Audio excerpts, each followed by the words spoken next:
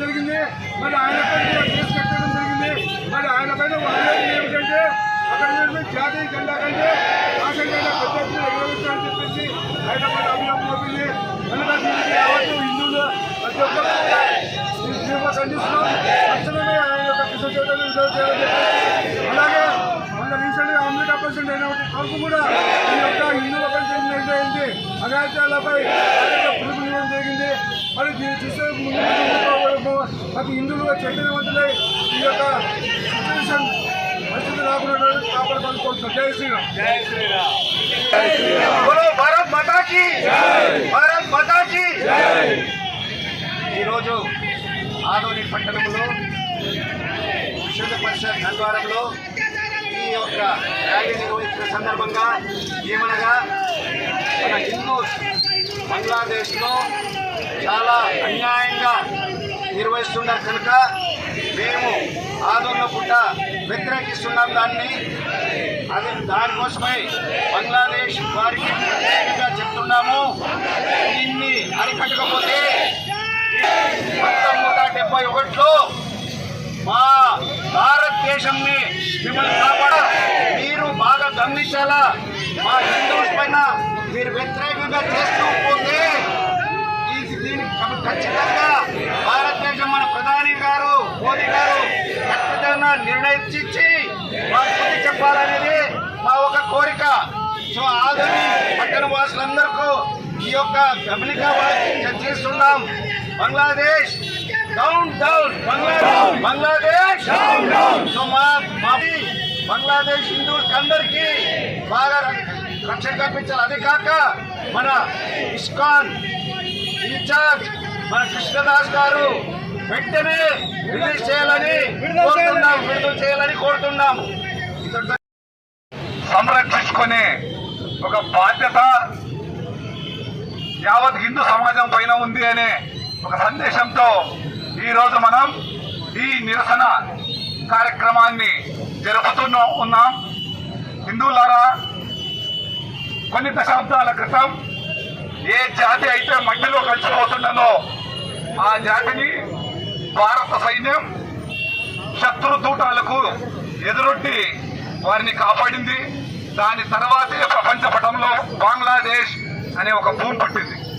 అది పుట్టిన తర్వాత అక్కడ 30% ఉన్నటువంటి హిందువుల్ని క్రమేపీ చంపుతూ మత మార్పులు చేస్తూ భయభ్రాంతులకు గురి చేస్తూ దోచుకుంటూ ఈరోజు వారి శాతం 7కి దిగజారిపోయింది.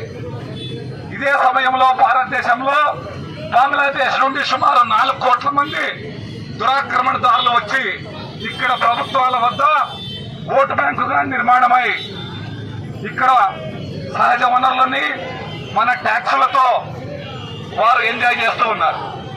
అయితే విచారకరమైన విషయం ఏంటంటే ఈ భూమి మీద ఈ ప్రపంచంలో హిందువులు క్షేమంగా ఉండేది ఒక భారతదేశంలోనే.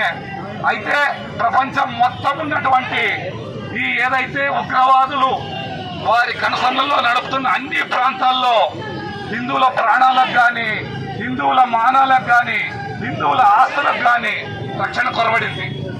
ఈరోజు అనేక విపత్కర పరిస్థితుల్లో అన్నం పెట్టినటువంటి ఇస్కాన్ లాంటి ఒక ధార్మిక సంస్థ యొక్క పెద్దలను వారు చేసిన సేవను కూడా కనీసం గుర్తు పెట్టుకోకుండా వారిని హింసలకు గురి చేస్తూ జైళ్లలో పెడుతూ వారిని మానసిక క్షోభకు పెడుతూ ఉన్నారు. ఈ చర్య ఎలా ఉంది అంటే పాముకు పాలు పోస్తే ఏదైతే తన సహజ స్వభావాన్ని చూపిస్తుందో ఈ రోజు బంగ్లాదేశ్ లో ఉన్నటువంటి రాజకీయ నేతలే కానీ ఉగ్రవాదులకే కానీ మనం ఇన్ని రోజులు అందించిన ఆపన్నస్తము, ఇన్ని రోజులు అందించిన సహాయ సహకారాలు పాముకు పోసిన పాలు మాదిరిగా తయారయ్యాయి. ఇప్పటికైనా మనం భారతదేశంలో ఉండే యావత్ హిందూ సమాజం మేల్కొనాలా. ఇజ్రాయెల్ ఏదైతే తన పైన దాడి చేస్తే తన ఆత్మరక్షణ కోసం ఏ విధంగా పోరాడుతుందో అలాంటి యొక్క పోరాట స్ఫూర్తిని మన నాయకత్వం వెంటనే తీసుకోనాలా. ఇప్పటికీ ఆశ్చర్యం వేస్తుంది, ఇన్ని దారుణాలు జరుగుతూ ఉంటే భారతదేశ ప్రభుత్వం పెద్దలు అలాంటి కఠిన నిర్ణయాలు కానీ సరైన చర్యలు కానీ తీసుకోవడంలో ఇంకా వెనకబడి ఉన్నారు. ఈ రోజు యావత్ హిందూ సమాజం మేము డిమాండ్ చేస్తూ ఉన్నాం, మన ప్రధానమంత్రికి వెంటనే బంగ్లాదేశ్ ని అవకాశాన్ని బట్టి చూసి ఒక 2 ముక్కలుగానో 3 ముక్కలుగానో మనం విడదీస్తే గాని అక్కడ మన హిందువుల యొక్క ప్రాణమానాలని మనం రక్షించుకోలేము. వెంటనే ఈ చర్యలు తీసుకోవాలని, అలాగే ఇప్పటిదాకా ఏదైతే హిందువుల పైన జరిగిన దాడుల పైన అంతర్జాతీయ స్థాయిలో ఒత్తిడి తీసుకురావాలని ఈరోజు మనం చెప్తూ ఉన్నాం. అమెరికా అధ్యక్షుడు ట్రంప్ ఏ విధంగా అయితే ఒక వార్నింగ్ ఇచ్చాడో అలాంటి వార్నింగ్ కంటే 10 రెట్ల వార్నింగ్ భారతదేశ ఒక ప్రభుత్వము రాజకీయ నాయకత్వము ఇవ్వాలని కోరుతూ ఉన్నాను. జై శ్రీరామ్.